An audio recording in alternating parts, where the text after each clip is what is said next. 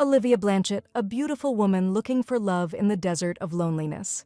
Johann Leopold, her husband, saw this marriage as a cold deal and nothing more.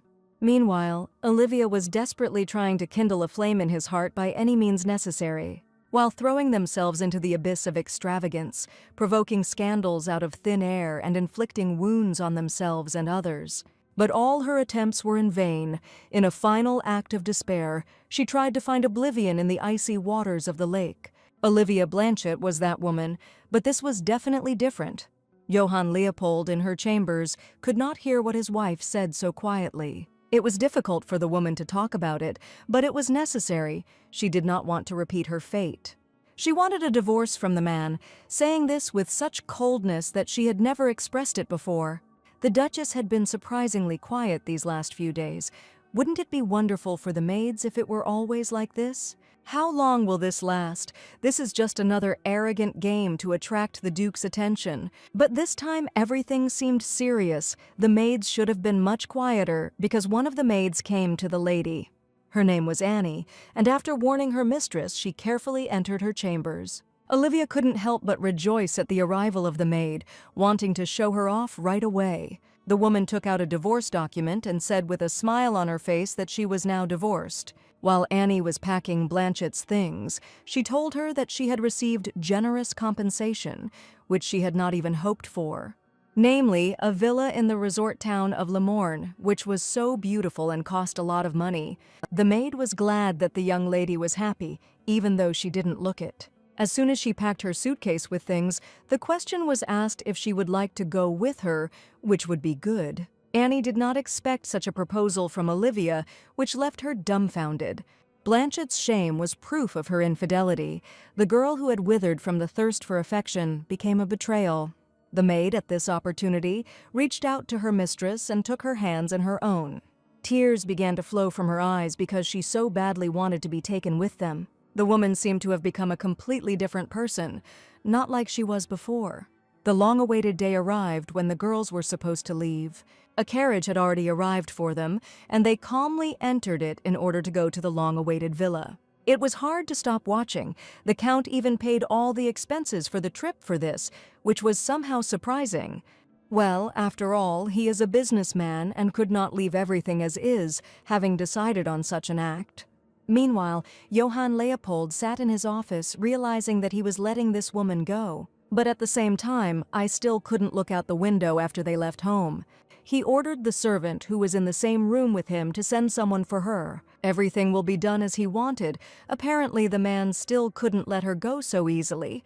Sometime later, Olivia and her maid arrived at a villa in the Le Morne resort. After looking around the premises for a bit, the woman ordered them to contact an intermediary with whom they should discuss the property. The servant who would carry out this order did not understand what she meant. Everything was obvious. The lady decided to sell this house. She had no need for such a large and luxurious villa. It was also worth finding someone who would offer a better price, but for now the woman was going to rest. As Blanchett climbed the stairs to her chambers, she almost forgot to say something important.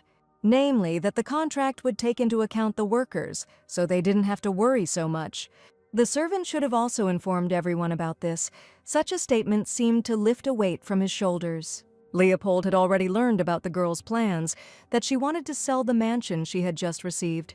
He thought Olivia had decided to relax in a decent place with a new man. But all his guesses turned out to be wrong, in which case they should have bought the villa back. What is she going to buy with this money in the capital? It's not for nothing that she decided to sell the villa in Le Morne. Let her live as far away from the capital as possible. This woman has enough time for entertainment so as not to get bored. But the Duke was interested in only one thing: was she going to live in the capital while pursuing him? Olivia still couldn't do it, and soon the villa was sold. The woman left there and was heading to a new place because she was sold at a good price, even at a better market rate. The young lady was delighted and said she was very lucky to keep her employees employed. Even thinking about it, had the maid ever seen such a lively lady as she was today? It was hard to remember because she had always been unhappy, but now they would soon leave Le Morne. Before that, Blanchett said that this time the train would be quite long. After all, the young lady wants to go to her hometown, even having prepared a letter for the maid. which turned out to be a pension benefit and a letter of recommendation. But she couldn't just leave, because she had been taking care of her since her decade, so wherever she went, Annie would follow her. Of course, Johann had already learned that the lady had left White Gables in order to board the ship. The woman was heading to the Kingdom of Brittany, and from these words, the man could not even move his hand. How could she be heading not to the capital, but to the kingdom?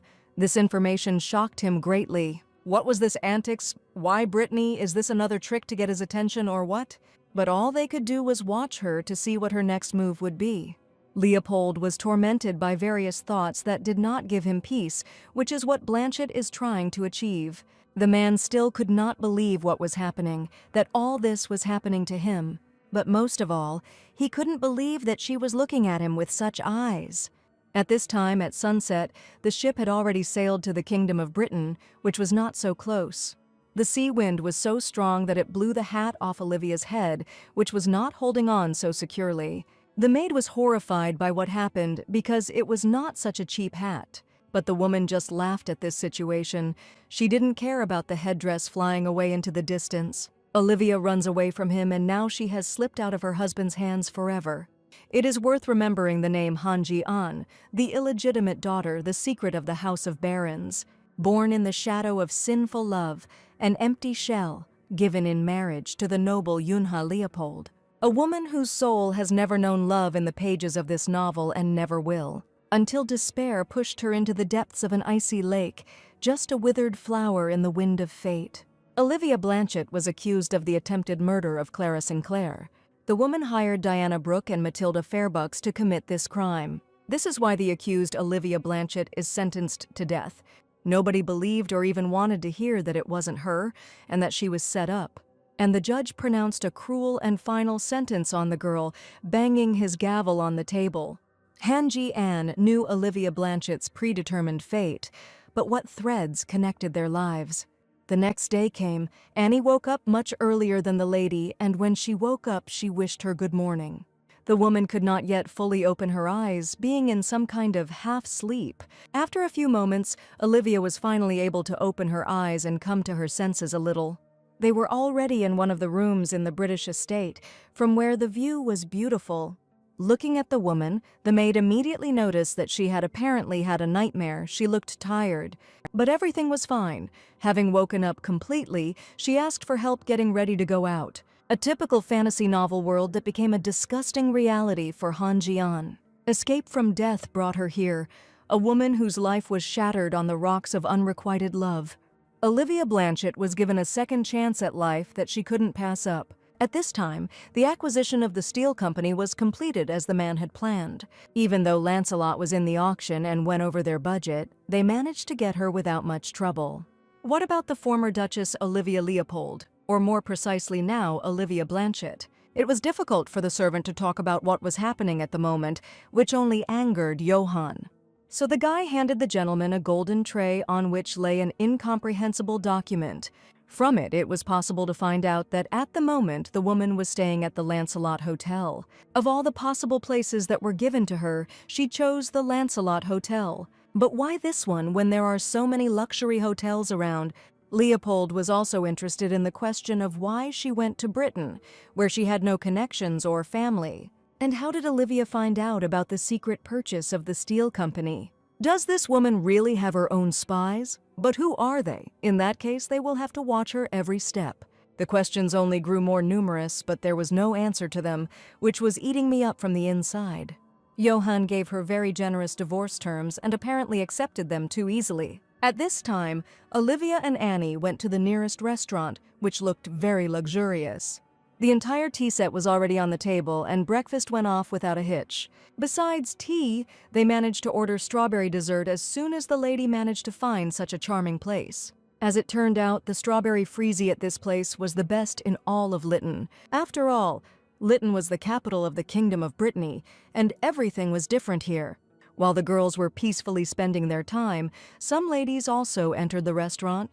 It was a trio of friends who started gossiping as soon as they walked in. The girls noticed Duchess Leopold, although she was already a thing of the past. Now she was Lady Blanchett. What brought her to Lytton? The Rose Ball is coming soon. Perhaps she hopes to change her destiny. They say she got a huge sum in the divorce, and it seems to be true, a woman who forgot her place. Annie heard the lady's entire conversation, so she suggested that the lady take a walk in the garden, since this hotel is famous for its magnificent roses. But if she is tired from the journey and has not yet rested, then they can return to the room. Olivia's whole body was shaking with anger, but if she was a proud lady, then she shouldn't pour tea on those ladies' heads. In this case, in order not to get even more angry, the woman accepted the invitation to take a walk in the garden. It was wonderful for both of them, so they left the table without even finishing. But they still have to go through those 3 girls who never moved. They were waiting for the lady, wanting to laugh at her, and lo and behold, Olivia was next to them. The conversation was inevitable. They were stopped by one of the girls, wanting to talk. Blanchett turned to face them, waiting to see what would happen next. The girl who stood between her friends greeted her, not forgetting to introduce herself. Her name was Elaine, but the lady did not recall from the meeting whether they knew each other. They hadn't been officially introduced yet, but she had seen her at several events. The girl also heard that her lawyer did a great job during the divorce. It was said that the amount of compensation exceeded even the maintenance of Princess Emblyn. Is it true that she also laid claim to the island of Cress? So these are the rumors that were going around. Olivia didn't even know that her ex-husband had an island. If she only knew, she would have demanded it with great pleasure. And Lady Elaine should consult a divorce specialist to double-check everything. You never know what might come in handy, and Blanchett is happy to introduce them. The lady's friends, who were still standing behind her, supported her because these were such poisonous words. That was not all, because the woman learned a lot after her divorce. The most important thing in life was not a husband, but money. This phrase shocked all 3 ladies. They even had similar thoughts, that apparently Olivia had gone completely crazy after the divorce. The lady was about to leave the establishment when she suddenly remembered something. Finally, she decided to say that Lady Elaine's necklace was very beautiful. It suited her. It was a strange compliment, but the woman had excellent taste. The necklace was indeed very beautiful. The pink gems matched her hair. But she didn't stop there, because if it's so important for a lady, then she shouldn't wear fake jewelry. These words hit like a knife in the back, because how could she know about such a thing? And almost forgetting, before finally leaving the establishment, she said that Elaine looked like a cheap commoner. The maid didn't think the woman remembered such a thing, but the lady didn't understand what exactly she was talking about. Annie was talking about exactly the same necklace that the girl in the restaurant had. Only then did Blanchett realize what she was talking about, Madame Diane's missing necklace from the Grey Hill mansion. After a frantic search, he was found in Annie's room, causing everyone to be angry. After all, how dare she encroach on something that belonged to the Duchess herself? The maid tried to say that she didn't do it and was not guilty of anything, tears welling up on her face as she begged for belief. Olivia felt sorry that she had to go through that, apologizing for doubting her loyalty back then. After all, she had to protect her. The lady shouldn't have said that. At that time, she happened to be Madame Diana Brooke's maid. Annie should have been grateful that day for the Duke's mercy, because it was only thanks to him that she was not being punished now. But if she tried to deceive a woman, then let her know what torment awaits her in such a case. That day, she should have said that she was not trusted. Diana had a grudge against the Duchess. The lady also ran away from the Duke. Was it worth telling her about it? At least better not now. The maid had no intention of being sad any longer and remembering the not-so-pleasant past. Therefore, she suggested that the lady go for a further walk, since they had been standing in one place for quite a long time. They came to some strange place where men were playing on a special field. It was an interesting sight to watch a tennis game being played, even though they had stumbled upon the place by accident. The girl from afar did not understand what the boys were doing, so the lady explained that it was tennis. It was the first time she had seen a food court in a long time, especially in such a place. Memories of a young guy calling out to Jian came to mind. She used to play this game with him, and you can tell from his smile that they were close. The woman didn't remember the guy's face. It was somehow vague and dark, but he was worried about her. These memories only brought horror, from which she was awakened by Annie's voice calling her. Blanchett just thought for a moment. She didn't want to talk about it. They should go back. It was quite hot. By this time, the game was already over. Today was clearly not one of the guy's day. He couldn't serve the ball properly. But they had no time for that. Now they were discussing rumors that Johann's ex-wife was now in Lytton. Marquis Ergar Langester Lancelot reminded the boys of the name of Leopold's ex-wife. It turned out that the mother of one of them saw the one in the lobby, which she barely recognized. Doesn't the ex-wife have a rather interesting appearance? Maybe it was worth trying to seduce her. It's rare to see such a beauty with chestnut hair. She looked like a little deer, and the color of her eyes was extraordinary, which was so mesmerizing, and her skin was pale, like the lady in front of them. The men looked in the direction one of the guys was pointing and were surprised. It was only at that moment that they realized that the very Lady Blanchett they had been talking about was passing by. It was as if they had just won bingo, but there was still some doubt that they had simply made a mistake. If she knew about the feud between Johann and Edgard, she would never have come to this hotel. Too proud lady. Even if he is her ex-husband, maybe this divorced lady has something in mind against Johann. The woman heard this entire conversation about her, so she turned in their direction, showing that she heard everything. The man looked straight at Blanchett. No one dared to say a word at that moment. Their eyes met, and there was tension in their exchange. After such a long period of eye contact, she walked away with Annie somewhere into the garden. Some time after such an unexpected meeting, the guest list was completely checked. And the man turned out to be right. Olivia Blanchett really was in one of the rooms. It was becoming more and more interesting what the goal was. Geraldo assumed it was revenge on her ex-husband. She wants to use the gentleman who has a bad relationship with the Duke to take revenge. If it was revenge, then why did she come to such a place? This question remained open. There were more and more questions about this woman, but the situation itself was only of interest.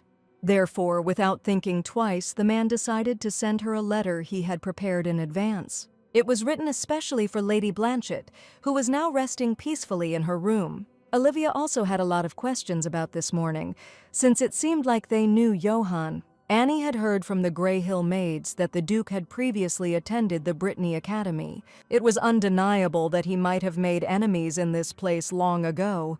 If you recall a little, there was nothing like this in the novel. There was no mention of this on any page. In the lines of the novel, the main character, Clara Saint, was the only interest of the protagonist, Crown Prince Christian. Anything beyond Clara simply did not fall into the novel's field of vision. But in the end, Johann received her love. Of course, she knew all this. And what to do now? Now she doesn't care whether it's an affair or not. The most important thing is how she can continue to live.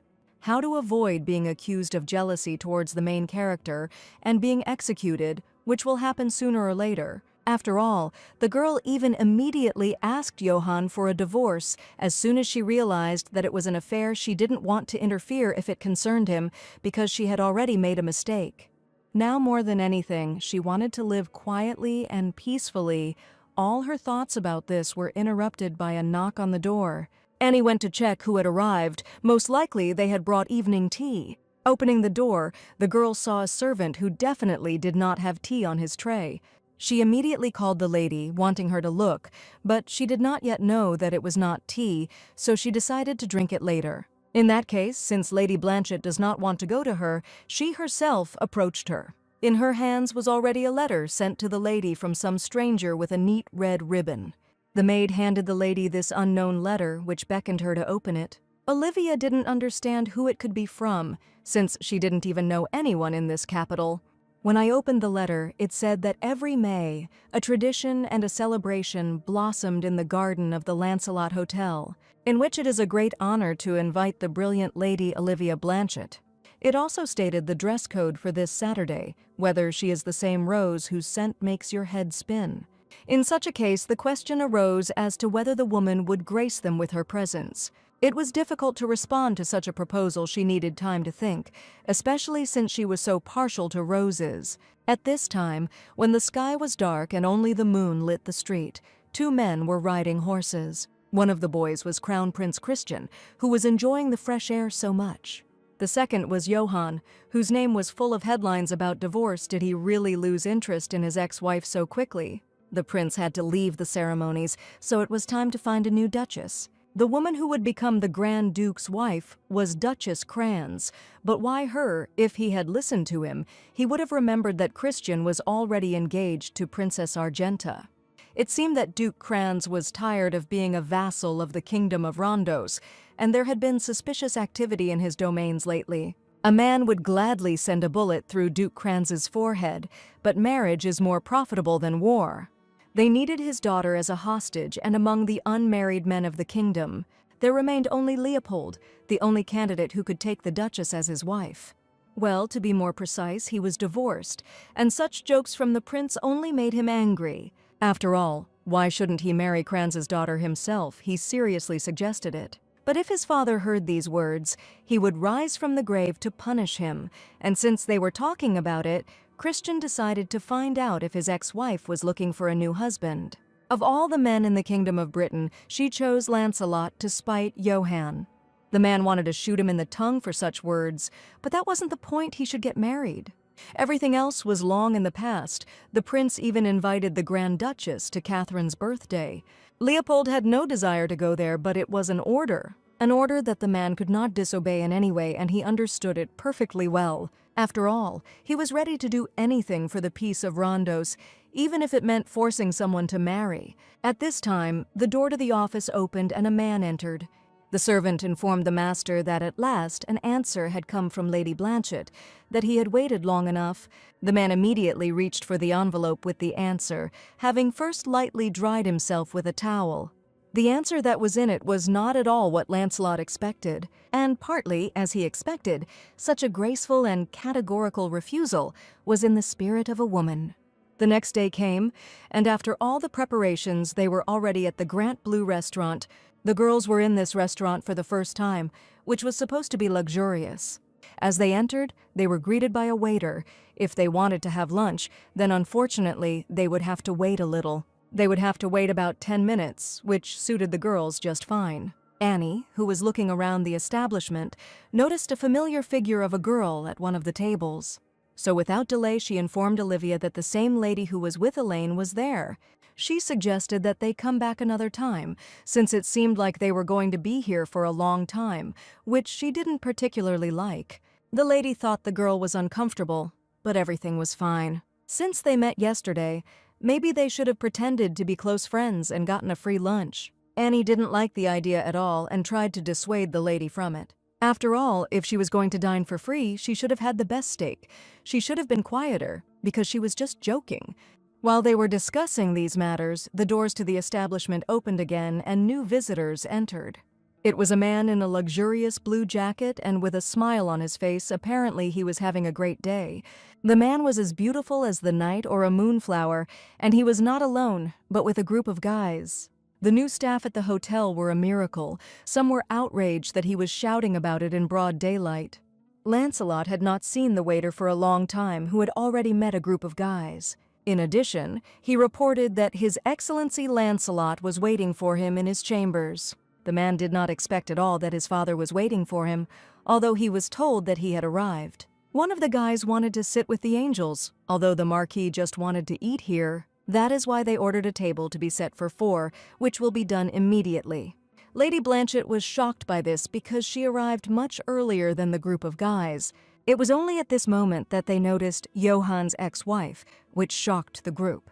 Olivia didn't like this behavior because they arrived first and should have sat down at the table earlier. But in this place, they give priority to some guests, so they will seat them as soon as a table becomes available. There was no longer any need for this, since the lady had lost interest in their establishment. Before the girls left, Mr. Lancelot wished them a quick meeting, which the guys behind them didn't particularly like. But was it worth talking about the next meeting? Because she did not intend to meet him anymore. Although a meeting is a meeting and there is no way to avoid it, especially when the woman was staying in his hotel.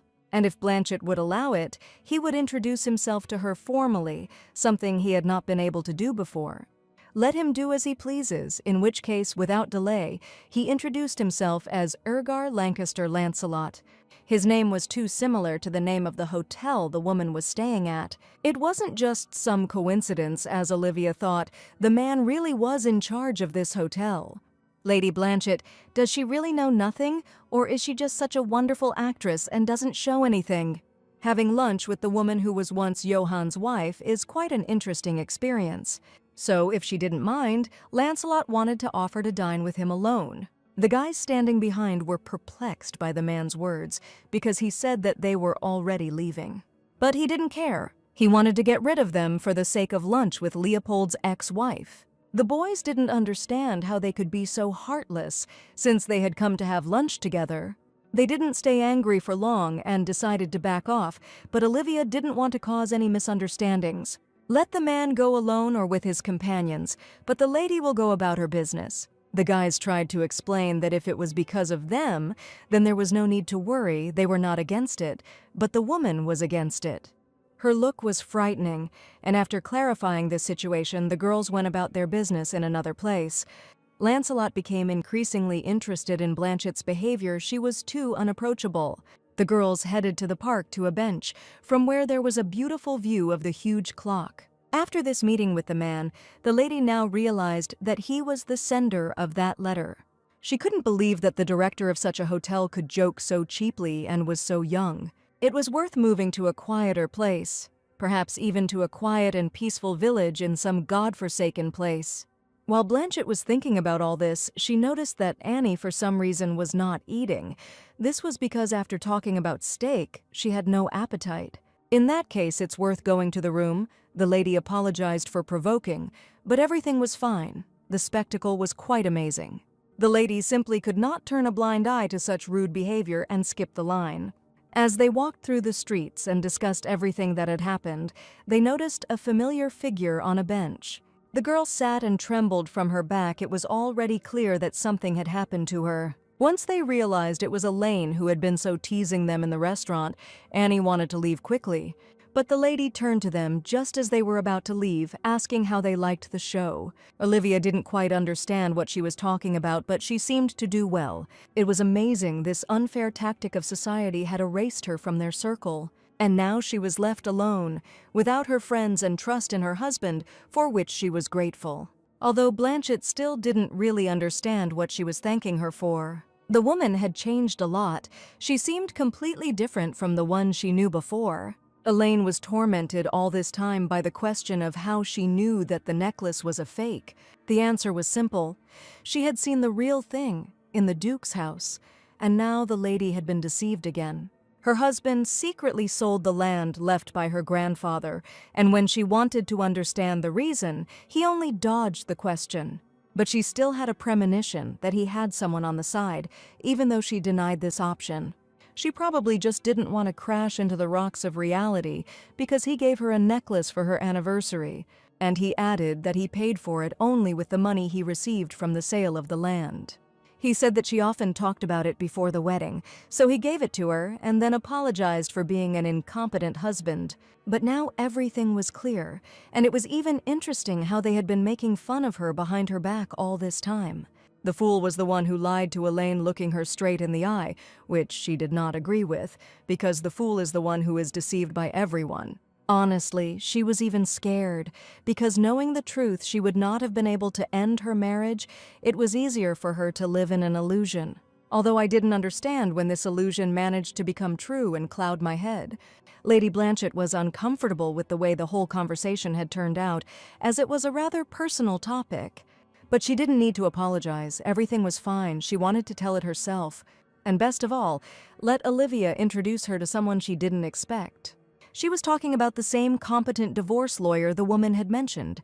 Only after these words did she remember how she had suggested contacting her if a divorce lawyer was needed. Now it was time to be responsible for your words, and, frankly speaking, there was no such thing as a good lawyer. The girl didn't quite understand what she was talking about, because she was the one who suggested it. That good lawyer simply didn't exist. She made him up to laugh at him. Lady Elaine found this statement so funny that she couldn't help but laugh, even though she didn't know the whole story. The girl learned from the newspaper that she had received a good sum of money and a villa to boot and was now quite rich. She simply quoted the article from which she learned everything. There was no need to think too much. Now Olivia knew what the news was saying. Her divorce was quite an interesting news topic. They were even able to find out how much money she was able to take from her husband, which Blanchett did not know, which was due to her indifference to the news. In that case, how did she manage to get such a huge fortune back from her ex-husband? After all, Elaine had wanted to hire her lawyer so much, but it turned out that there wasn't one, and hadn't the lawsuit gone in her favor. But the problem is that if the rich have one or even two mistresses, judges were no exception. That's why she needs a good lawyer, so that her ex-husband understands his mistake when he cheated on her. Then the lady needs solid evidence of his infidelity, and Olivia has a great idea. At this time, a gloomy and terrible woman walked around the mansion, frightening the maids with her very presence. She didn't understand why a woman like her still remained in the role of secretary. Diana Brock, the Duchess's former secretary, was the only one worthy of becoming closer to the Duke. Becoming a duchess instead of that simpleton, a cheap bastard, will never be more valuable than the dust under your feet. And now she headed straight to Johann's office, knocked, and was given permission to enter. The woman did not come empty-handed, but with a report of what the Lord was waiting for. The man's face was indifferent. There were no emotions of joy or anger on it. With the same face, he ordered her to continue what she had brought him at such an hour. Diana looked like a predator, just laying claim to the place next to him that should become hers. But she continued her report that along with the clothes they sent an extract of the dresses ordered by Miss Blanchett. The woman handed Leopold all the documents that she had brought with her earlier and was holding in her hands. What a stupid woman! It would have been easy enough to throw her away as someone who didn't know her place. And it was only her choice to file for divorce, which was very stupid. Brock thought so. Once the man had read all the documents, he ordered them to proceed as usual. In that case, could Diana order the vacating of Miss Blanchett's bedroom, to which she received a negative answer? This can be done later, but definitely not now. The time for this has not yet come. The woman understood everything, although she was upset by such an answer, because she had already dreamed of becoming his wife. Johann got all the information he wanted from her, so she could go about her business. An invoice for Gabriel's boutique, which indicated the order date as March 27th for a total of 6 dresses. It was the same date that Olivia threw herself into the lake, but whoever decides to commit suicide orders 6 dresses. There were a lot of questions, but as always, there were no answers at all. All that was left was to make guesses.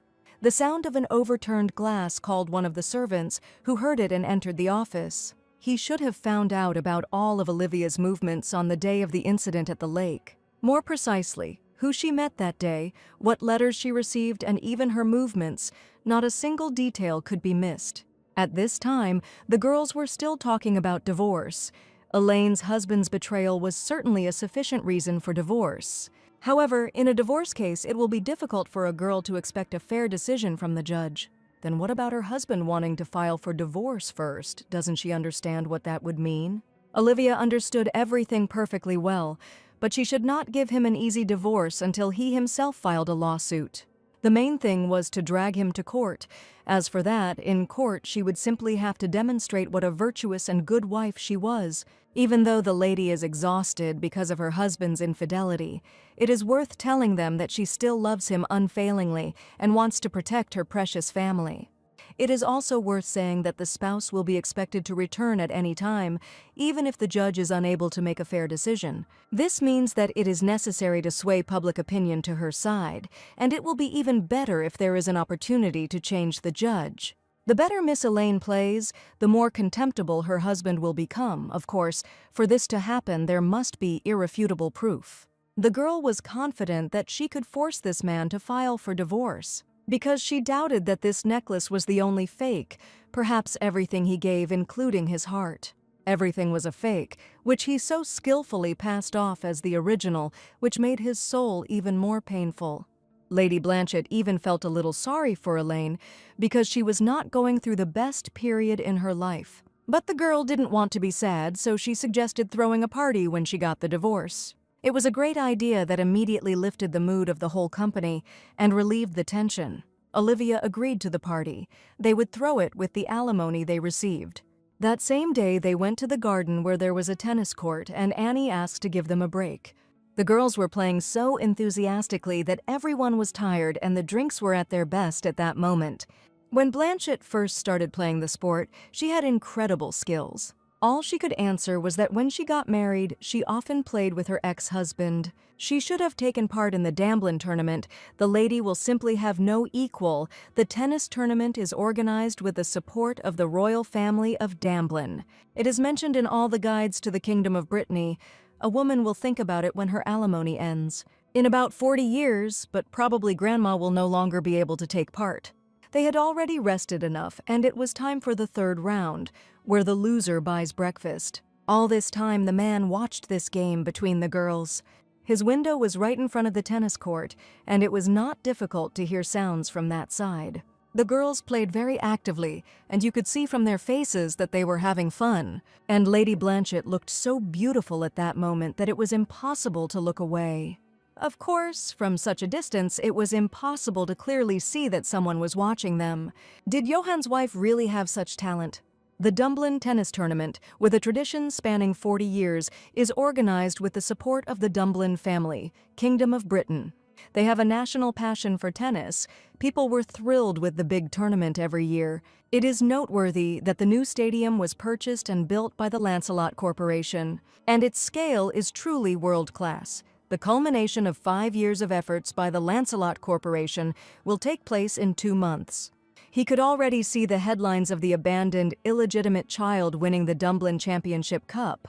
What could be a better promotional campaign than such a dramatic story? Olivia Blanchett should have told him about such talent earlier. The tennis game is over, and it looks like Miss Elaine will be treating them to breakfast as agreed. Annie had time to prepare the guest room so that the lady could first take a shower and then order room service. It was great. For a girl, the tennis match was obviously tiring, but it wasn't like that. While they were walking and talking about the game, one of the servants accidentally touched the lady with his shoulder, asking for forgiveness for this. Still, the girl should have thought about trying to play tennis next time, too. She would most likely be thrown off the landing before she could take a step, and as she opened the door, she noticed something frightening. The door to their room was open. Was Annie sure she remembered to lock it before leaving? But she clearly remembered that she had locked it, in which case they would have to come in prepared. They can't do this because suddenly there is a robber who could cause harm. If this robber is so stupid that he didn't even lock the door, then the two of them could definitely overpower him. In that case, they will open the door on the count of 3, at which time the maid managed to get out a tennis racket. They counted neither slowly nor quickly. Their hearts began to beat faster, but they had to do it. After counting to 3, the girls burst into the room armed with an umbrella and a tennis racket. As soon as the doors opened, they saw some woman standing in the middle of the room. They certainly didn't expect this because they thought that there was some robber or something even worse inside, but she was a simple woman who didn't even seem hostile. She just stood there and was silent.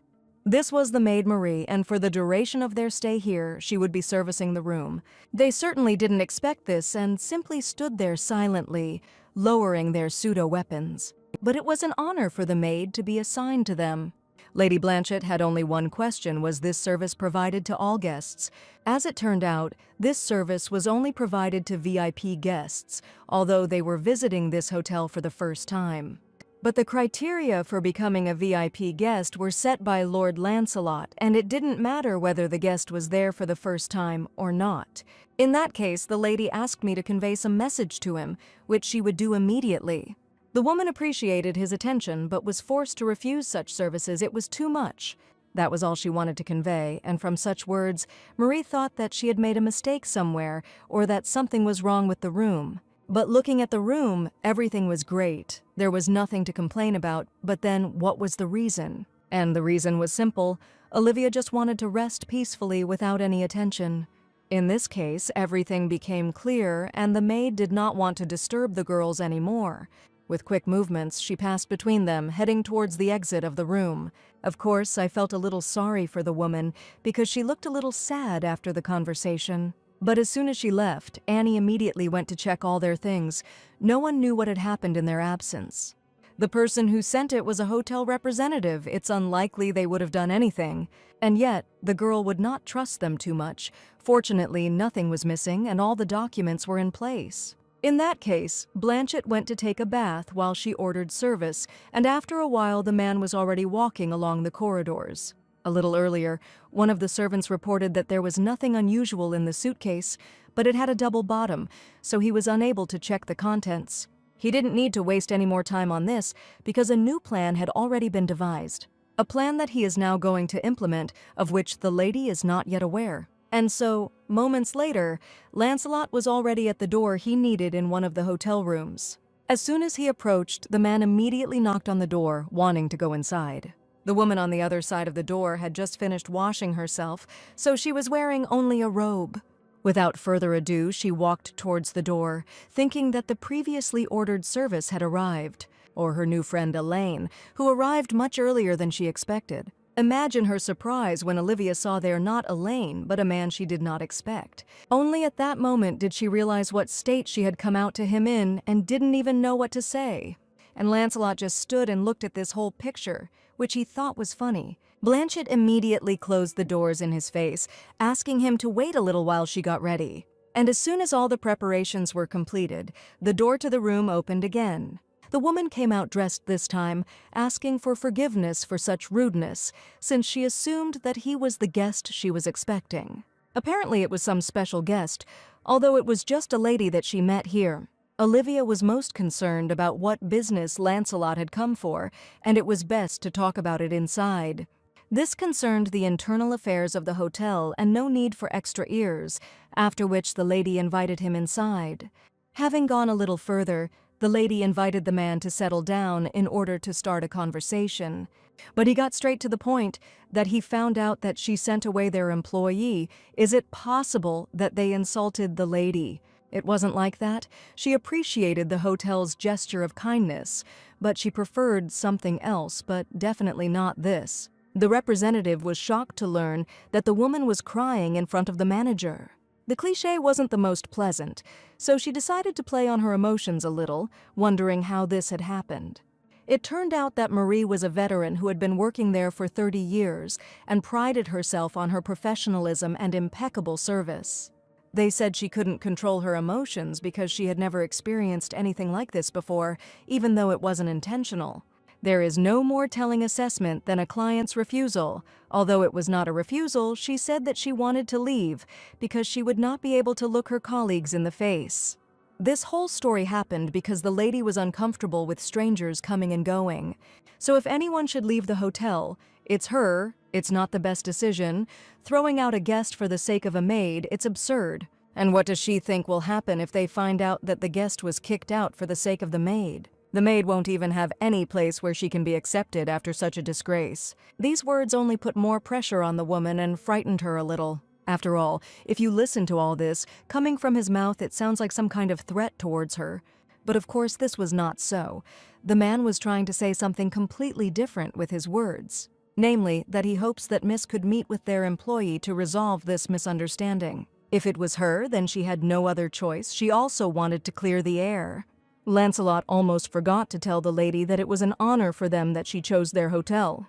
He extended his hand to Blanchett, who gave him hers in return, which is basically what happened, although it was a little inconvenient. At that moment, Olivia was suddenly flooded with memories of the moment she first met Johann, when the Duke, just as he was doing now, took the lady's hand and kissed it with his cold lips. These memories were not the best, and a heavy stone appeared on my soul. There was no doubt about it, Lancelot really was like Leopold, but much more lively. At this time, in Johann's office, there was another report about Blanchett. As one of the servants who was watching her said, the two were alone in the room. The servant even calculated that Lancelot was in the room for 36 minutes, and unfortunately, he couldn't hear their conversation behind the closed door. They spoke too quietly. Since when did they become so close that they enter each other's rooms, whether it was before the divorce or not? If so, it would explain how easily she talked about divorce. The guy who was following the lady felt like his scalp was being taken off with each report. But he had no choice but to continue to follow, because this was the Duke's order. All this time, Johann was looking out the window where he stood, where there was a beautiful view of the garden. There were even more questions, and unfortunately, no one could answer them. He recalled how 3 years ago there had been the first ball of the season of that year where Olivia Blanchett, the illegitimate child of Count Blanchett, had been present, who was left with nothing after a series of unsuccessful business investments, and the nobles flocked to her like moths to a flame. As an illegitimate daughter, she was married off to a distant relative of the Count and put on the marriage market. Noble blood, pure beauty, it was natural that butterflies and bees flocked to this flower. But who could have imagined that the Crown Prince himself would fall into this beautiful trap? The scandal that was on the front pages of the weeklies was about a drunken party thrown by the Crown Prince. But he was already engaged to Princess Argenta. If this wedding was cancelled, it would be a disaster. In the photo, only his back is visible. If you say that it is Johann, they will believe you, promising that he will not be left empty-handed if only he helps. Once Lancelot had left, the woman had been thinking of staying at Briar for a while. It says that the roses from Briar are the finest in all of Britain, so it must be profitable. Maybe they should open a rose farm there too, if she's so interested in it. Then Annie is interested too. In that case, they will leave this weekend. You should be ready for a new journey. While they were sitting and talking, Olivia thought that it was time for her to change her hairstyle. The maid didn't even immediately understand what she was talking about. It was surprising to hear that from a woman. But she was thinking about a bob haircut, which would definitely suit her. But was she sure about it? After all, before the lady was afraid of scissors and avoided them like fire, which the lady did not remember. But after the girl's words, she realized what she had said and was able to remember those scissors. The Countess, who did not even want to acknowledge the existence of an illegitimate child. She didn't even give Olivia a chance to take care of her hair and cut it off every time. These memories were not the most pleasant and even frightening, which made Annie worried about her. Everything was fine. They'll just do it next time when the girl has time for it. Olivia's memories, like frozen pieces of ice, appear one after another. It was just about time for the meeting. Shouldn't they hurry up and get ready? At that moment, the maid quickly helped her get ready and did not yet know how this meeting would turn out. Only after some time did the lady arrive who was late for their meeting, and it was in vain. Annie immediately began asking Elaine to say at least a few words to her young mistress. The girl had not yet had time to see what was happening, but when she did, she was in exactly the same shock. Lady Blanchett was dressed for tennis and was currently on the court. Where she was not alone, on the other side of the net was Lancelot, whom no one was expecting. They were about to start a fierce game of tennis. The girls couldn't believe what was happening before their eyes. How did these two even manage to arrange a match? Even the birds flew away from these screams. Annie was just as horrified, especially when she remembered what had happened earlier. She and Miss Blanchett just stood on the tennis court and waited for the lady to arrive. But this never happened. Together with the girls, a man came and they met again. It was immediately obvious that they were waiting for someone. Everything was like that. He was too annoying. And he couldn't leave the woman alone with questions, asking how she was enjoying tennis. She just played in her free time, but her skills are much higher than those of a simple amateur. Who could teach her so well? It turned out that her ex-husband hired a trainer for her. In that case, this coach was crap. These words sounded like an insult. The woman did not understand how he could say such things and was angry for such inappropriate words. Her basic skills were too poor, causing her to waste a lot of energy on unnecessary movements. Her trainer was an excellent instructor, so everything Lancelot said was not so. Well then, how about testing it? He wanted to see how well he had trained her. The man offered 3 rounds. Apparently he thought that he would easily defeat the woman. And of course he denied everything. She clearly had some kind of her own intentions to force her to play.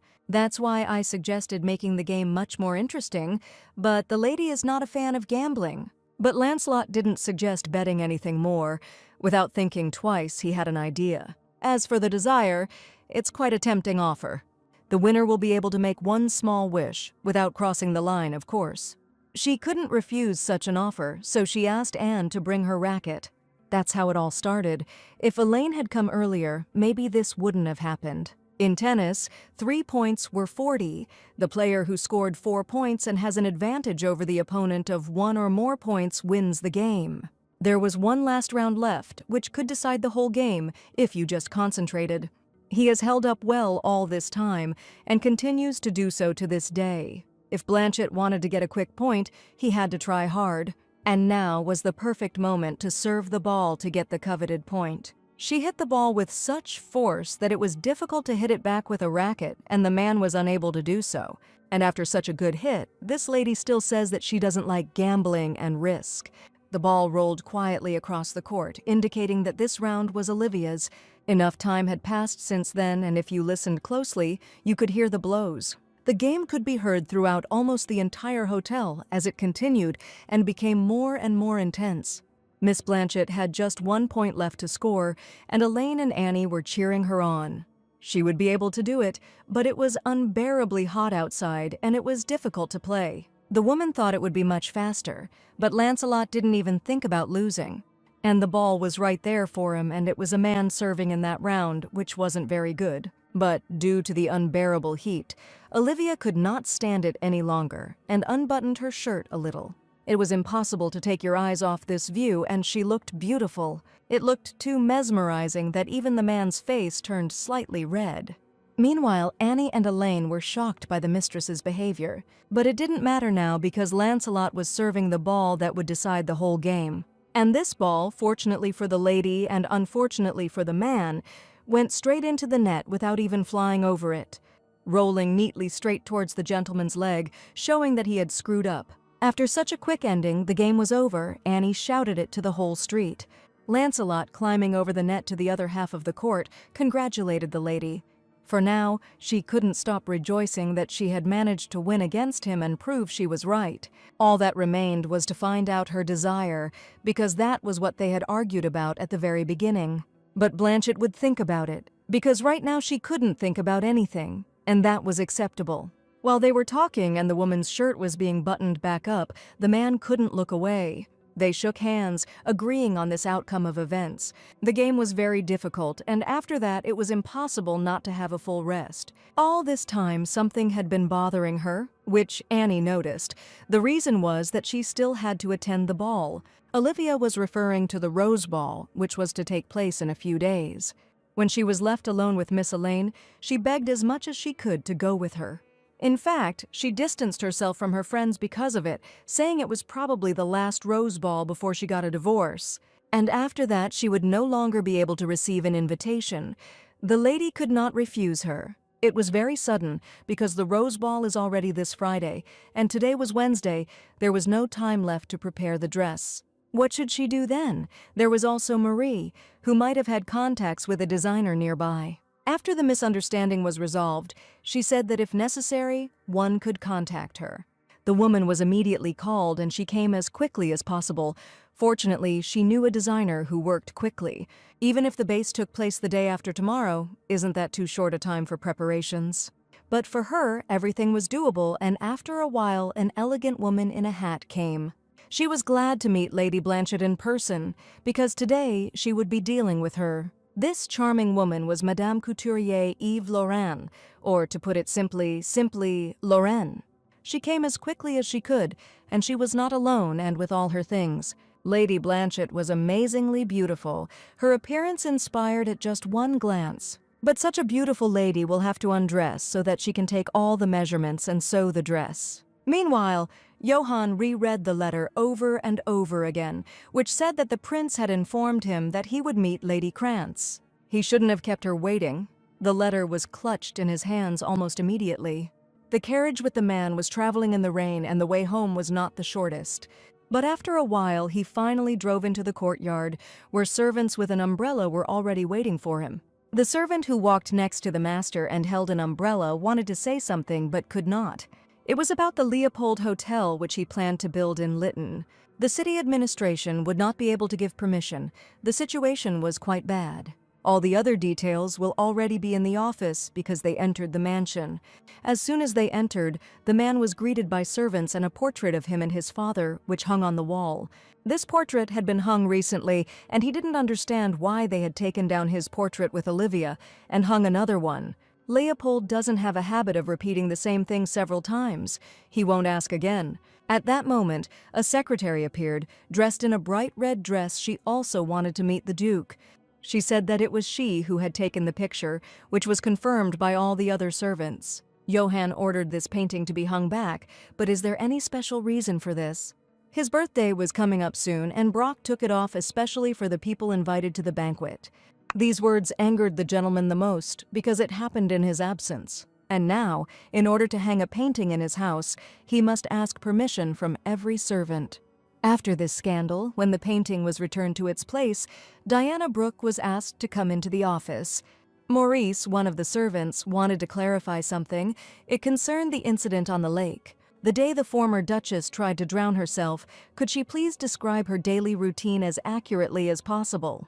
It was a rather unexpected question, but such was the order of the Duke himself. And this happened right now, which was completely out of place. After a long story, it was possible to sum it up.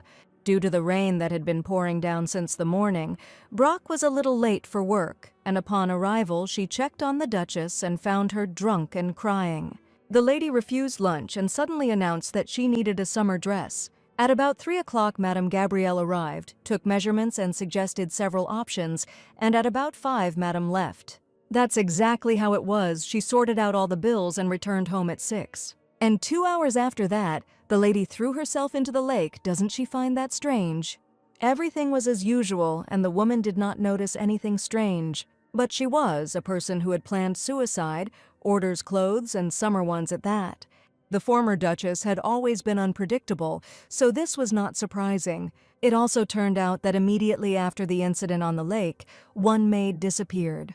There were many rumors that she was pregnant. It was common for a maid to run away among the newts. Brock said everything she could and wanted to leave because she was busy, but she was stopped. Before leaving, the man asked if this was delight, which the woman did not immediately understand. Maurice asked about the perfume that smelled so good on her. It was precisely the spirit of delight, but how could he recognize these spirits? The answer was simple. He was the one who chose the Duchess's birthday present every year. The news of this made the woman turn away from him, because her whole face had already turned red with shame. It was such an amazing coincidence, if you can call it that. After Brock was caught wearing the Duchess's perfume, she stormed out of the office. Running into her room where that very bottle of perfume stood, she grabbed it. And without thinking twice, I decided to get rid of them, probably because I thought that I now looked like her. At this time, Lady Blanchett's dress was already ready, but she did not know if it would suit her. But it was beautiful. All the gentlemen would look only at her, according to Elaine. Even Annie couldn't take her eyes off her mistress because she looked so beautiful in it. Fluffy dresses suited her very well.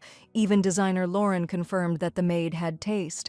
The woman adjusted all the details, asked her to straighten her shoulders because it didn't matter whether she would show uncertainty or grace.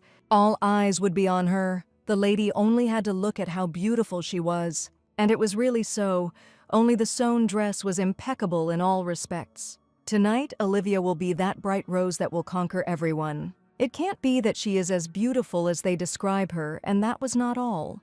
The woman took out a beautiful necklace with red stones from her box. Having asked to lift her hair, it was already put on Olivia. Elaine recognized the necklace as one from Anne Julesvern's collection, and even at last year's Rose Ball, this necklace was worn by Princess Evelyn herself. The necklace has a special history, which means that Madame Lorraine could not have decided on such a bold move herself. That morning, when the girl had an appointment with Olivia, she was stopped by a servant with an envelope. The hotel manager came to her to deliver a letter and a check. The sender's name was not indicated, and on the check there was some illegible signature, but she immediately understood who sent it: Edgar Lancaster Lancelot. The letter said that he hoped that Lady Blanchett would have an incredible ball. That's why he gave her the check in advance. Lancelot wanted to give the necklace through Madame Lauren. Is this another threat or what, strange man? The theme of the ball was roses, and the lady just looks like a single rose. The day of the ball arrived, where many guests had gathered, and the girl from Londos was in a determined mood today. In grand blue, she wagged her tail at Marquis Lancelot, which is why she will never become a real noble lady. Not much time has passed since the divorce, and she is already in such a dress. They apparently spoke in such a way on purpose, so that the girl would hear. It was the Princess of the Brit Kingdom, Evelyn Grace Britt, and the girls immediately began to apologize for their rudeness. The Princess of the Kingdom of Brit, 3 years ago she returned to her homeland, having dissolved her short marriage with the Crown Prince of the Kingdom of Argent. Their married life and divorce are shrouded in mystery, but because of the huge amount of money the Argent royal family paid the princess, rumors began to spread throughout the capital that the crown prince was the culprit of the divorce. It was necessary to raise the topic of divorce right in front of the princess. Olivia was quite popular. Even Elaine seemed to have switched sides, which was surprising. But the girl was captivated by something completely different, a necklace that was from the collection of Anna Jules Verne. And the princess also noticed that Olivia was wearing exactly this necklace. Apparently, there was no one around who could dissuade her from such an idea as soon as it was possible to appear in such a thing. But the princess came closer and closer to the woman, wanting to talk to her. Coming close enough, Grace decided to ask if she often attended balls. Because she saw her for the first time in this place, it was unexpected for the lady. She didn't know who was standing in front of her and, as they said, she had never really been here before. As the princess thought, otherwise Blanchett would not have worn the necklace she was wearing. Why did her gaze catch on the necklace? Was there something wrong with it? So she decided to find out who this lady was. One of the girls who was next to the princess said to be more respectful, because this is Her Highness Princess Evelyn. Only then did Olivia realize that she was standing in front of that very princess and was surprised.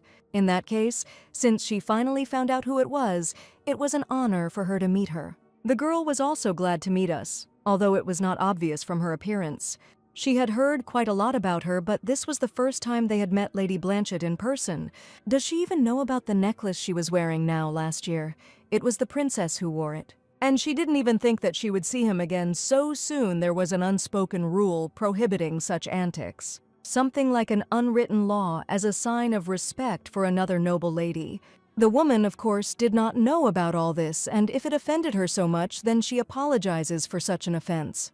But she didn't need to apologize because this was a world where you could get anything you wanted for money. However, wearing the same necklace does not make them equal in status. This was exactly what everyone who saw the necklace on the woman thought.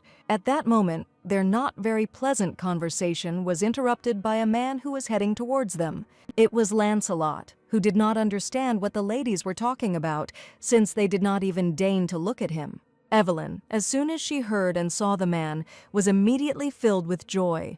As Edward approached her, he was honored that she graced the place with her presence.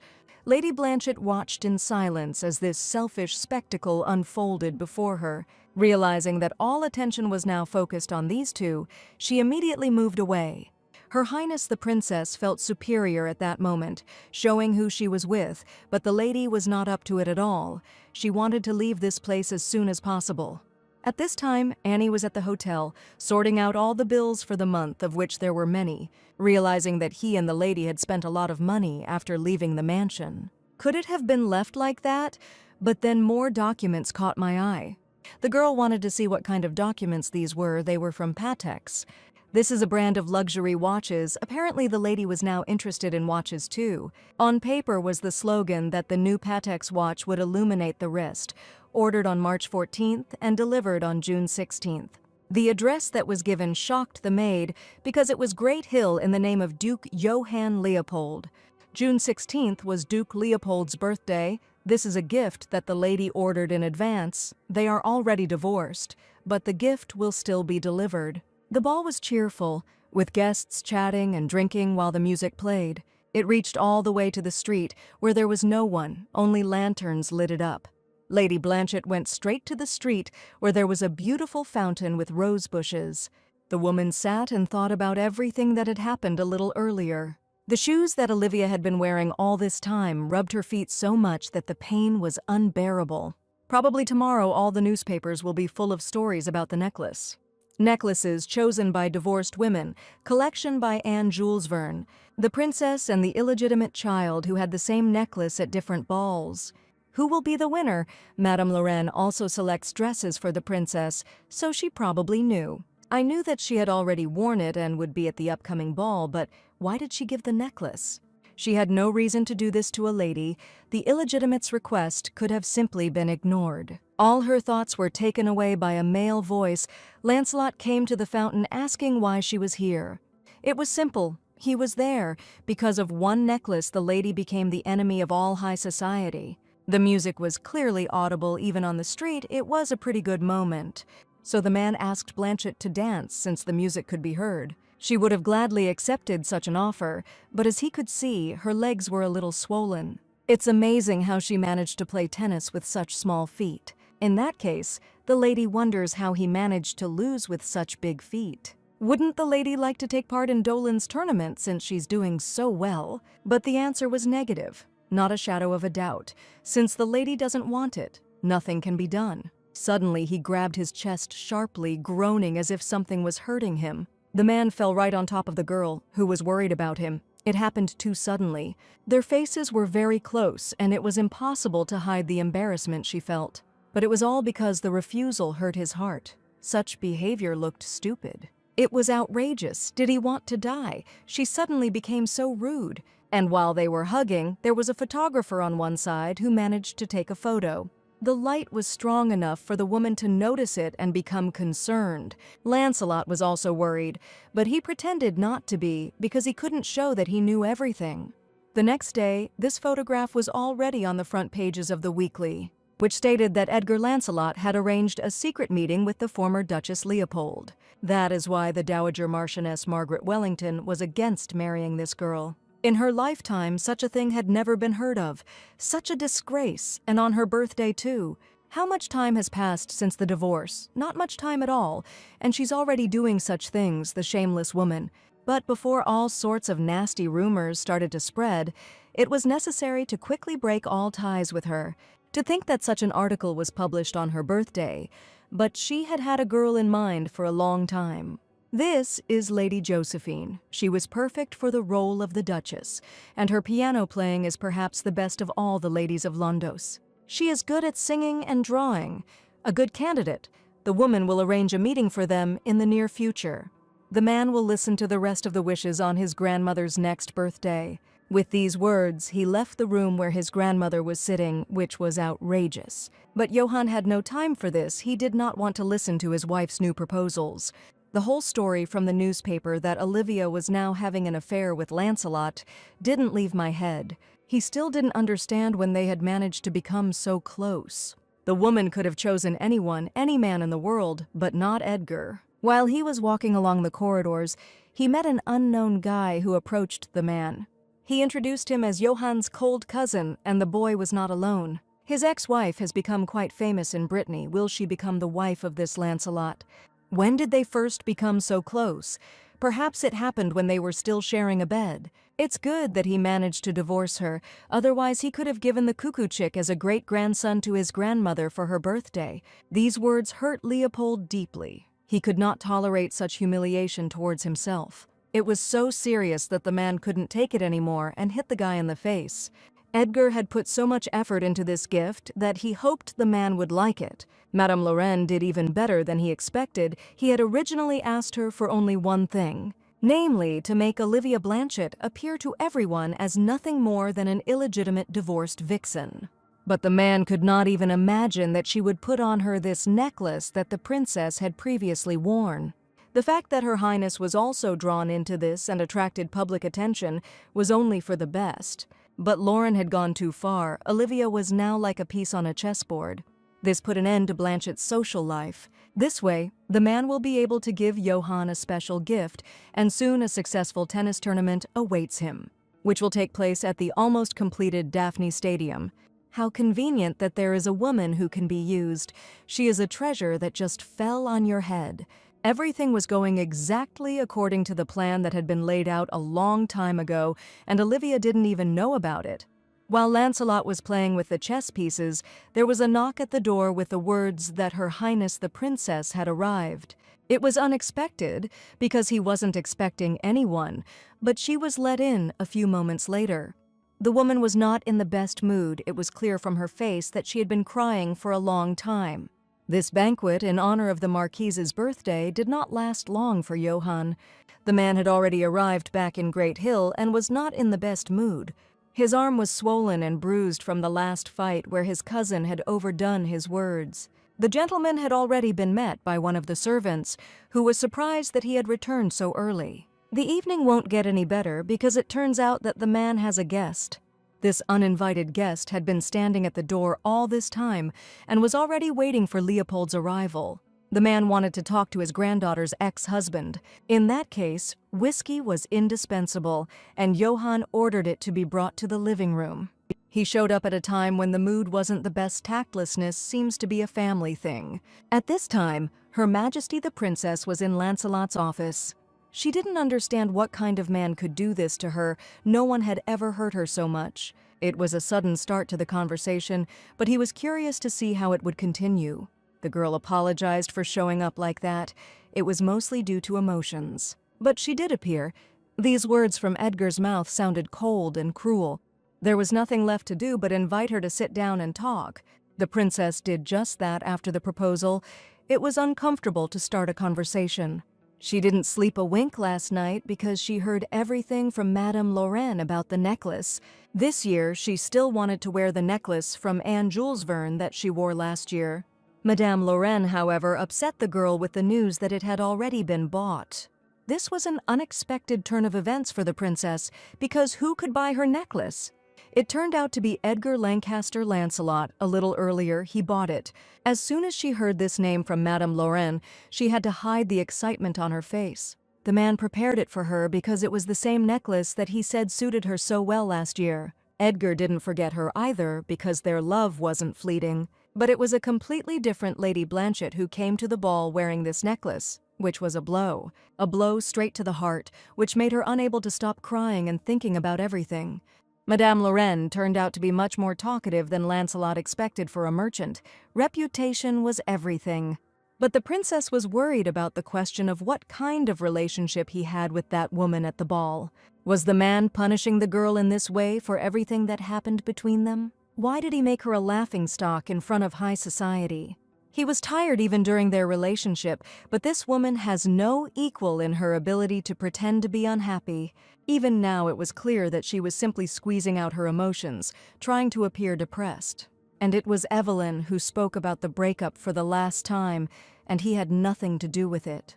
So now I was not obliged to report to her about my personal life. These words sounded more painful than any of his actions, and the girl didn't even know what to do. All she could do now was beg Edgar for an apology. Apparently this was all that the princess wanted to tell him, in which case it was time to say goodbye. Tears of hope continued to flow, because now their roads were crossed out. At this time, at the Lancelot Hotel, in the room that belonged to Olivia, something was happening. A few minutes earlier, her hair had changed its appearance, just as she had wanted for a long time. Now she was completely unrecognizable. This was the new Lady Blanchett. The lady is like a different person, just like before. Annie's face says it all. There was no point in wasting any more time. They had a train soon. They were heading off on a new journey. Since the scandal with Edgar, journalists have been constantly crowding around the main entrance to the hotel. Now it was really time to leave this unfortunate place where she had suffered so much. Also, not forgetting about Marie, who had been standing nearby all this time. Before leaving, the lady thanked her for everything. There was no need to thank her. It was the woman who thanked for everything, wishing him a safe journey. And finally, the girls left their room and headed to the station. Once Marie had seen the ladies out and tidied up the room, she had some unfinished business. She walked along the long corridors of the hotel, meeting one of the servants on the way, and as he passed by, she asked him to inform the gentleman about the central station of Lytton, the train at 1. At this time, the girls had already boarded the carriage and were heading to the station as quickly as possible. As they drove, Annie noticed a newspaper with a close-up of the lady with Edgar on the front page. It seems the previous passenger left. The lady shouldn't have paid attention. But the feeling that Johann shouldn't have seen this tormented Blanchett inside. Getting involved with Leopold again and ending up on the gallows like in the original is horrible. This affair with the necklace and also the scandal with that man, too many problems have piled up. Such an unfortunate coincidence, as if someone had set it all up on purpose. Perhaps Madame Lorraine acted on someone's orders. The woman was recommended by Marie. And Marie was assigned to her by Lancelot. After some time they finally arrived at Lytton Central Station. Annie had already thought that they wouldn't make it in time because of the fog, but what luck that they were already there. They still had to find their carriage, and moments later, the 9th carriage was found. It was time to say goodbye to all life in this place, but from behind she was grabbed by the shoulder. It turned out to be Olivia's maternal grandfather, Count Blanchett, who didn't understand where she was going. All this time, since the departure of Lady Blanchett's grandfather, Johann had been drinking whiskey in his room. He couldn't believe that all this happened in one day, recalling the dialogue earlier. The man thought that he had already received enough for selling his granddaughter. It was humiliating to hear, but the man was already used to it. If he had any conscience, Leopold wanted him to leave his estate. It was not one of the best meetings.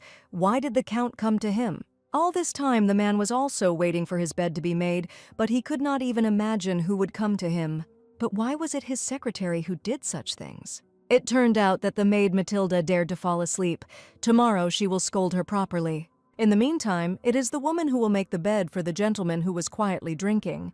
Her movements were neat, which was commendable, but she came to him not only to make the bed, she also wanted to seduce him, still hoping that the place of the new countess would be hers, occasionally glancing at the reaction. Everything went exactly as she planned, and the man even offered to have a drink together. Still, when pride is hurt because of the ex-wife's scandal, no man would want to spend the night alone, and now was her chance.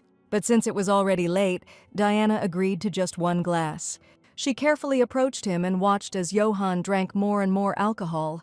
She never thought that the day would come when she would sit opposite Leopold. Damn bastard, Brock should have taken his partner's place right away. But she couldn't look too accessible. It was better to wait until Johann wanted her himself. The man offered her a drink because he needed to ask her something about his wife. While she lived with him, did she have any meetings with Edgar Lancaster Lancelot? The woman did not immediately understand what this question was about. Leopold did not like to repeat himself, so he asked yes or no. As far as she knew, they had not had any meetings, but why was he interested? The woman won't get an answer to this question. He simply said that she can go. This behavior made Diana very angry because she had hoped for something more. As soon as she left the room, one of the servants was standing outside the door. He apparently understood what this woman wanted to achieve, and it was even a pity. But the guy also needed to talk to the gentleman, and entering the room, he apologized for disturbing him at such a late hour. He had important news for Johann, because the Count had ordered the coachman to take him to the port. The man didn't care at all, because what did it matter that he was going there? If so, then the man is probably going to visit Lady Blanchett. He was very angry, and the Count would definitely harm her, and now, according to him, he had to protect his ex-wife. If the servant has nothing more to say, then let him go. The guy tried to somehow convince him, but did not continue. There was nothing he could do about it, especially since what right did Johann have now? After all, it's unlikely that this grandpa would kill his own granddaughter after everything. The man took her back to the hotel she had just left, calling her ungrateful. How dare she divorce the Duke without even saying a word about it? Because of whom their family ended up in this situation, he said this, showing this with a glance at Olivia. There was still a mark on her cheek from the recent blow, which was buzzing with pain. The woman at that moment looked like her mother. If not for the hair, there would be no difference. Why she looked so much like Evelyn, this question haunted the Count. Elena was his daughter who became pregnant and wanted to carry this child to term. It was his child, so she begged her father to let her have the child. It was humiliating. This is the kind of daughter he raised to his own detriment. And she got involved with her friend's husband and dragged the family's name into the dirt by getting pregnant from the man. At the moment of birth, the girl's entire hand was covered in blood, and shaking, she didn't have long to live. And Evelyn understood this perfectly well, so before her departure to the next world, she wanted to ask her father only about this. This is the child of the man she loved and therefore asked to protect him. Before she could finish her sentence, her hands dropped and her heart no longer beat as before. She left before her father, without even giving him time to get angry, and not only that, she was born having killed her mother. She also wagged her tail in front of men. Apparently she got this from her mother. Annie, who had been standing and watching this, ran up to Olivia, asking the gentleman to stop. Blanchett's memories, mixed with Han Jian's, appeared rarely. It usually took a lot of effort to see memories that rarely surfaced. She saw before her eyes how the Count beat her in early childhood. That was the kind of person he was. Olivia's maternal grandfather was a long rotten man, and it was useless to shout and prove anything. It was her gratitude for shelter and food. The man wanted to hit the girl again, but she stopped him, grabbing his hand. He should stop this circus and leave.